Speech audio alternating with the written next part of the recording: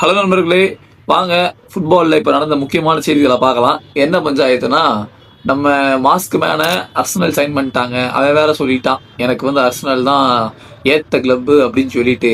மெஸ்ஸியோட பாடி கார்டை வந்து பேன் பண்ணாதான் பண்ணாங்க. நம்ம டிப்பால் போய் ஜாயின் பண்ணிட்டாப்ல. பாடி கார்டாக ஜாயின் பண்ணியிருக்கானா, பிளேயராக ஜாயின் பண்ணியிருக்கானே ஒரு சந்தேகமாக தான் இருக்குது.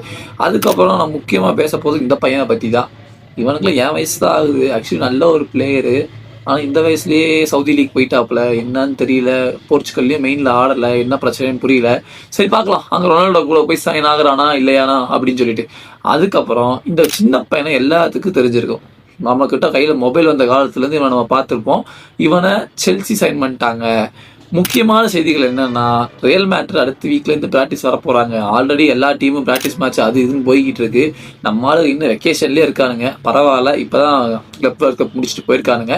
ஸோ நெக்ஸ்ட் வீக்லேருந்து ப்ராக்டிஸ் ஸ்டார்ட் ஆக போகுது. அதுக்கப்புறம் நம்ம டியாஸை பயன் முடிஞ்சு 70 மில்லியன் கொடுத்து சைன் பண்ணியிருக்காங்க.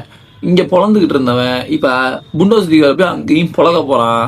இந்த மாதிரி செய்திகளுக்கு நம்மளை ஃபாலோ பண்ணி வச்சுக்கோங்க. அடுத்த செய்திகளில் பார்க்கலாம்.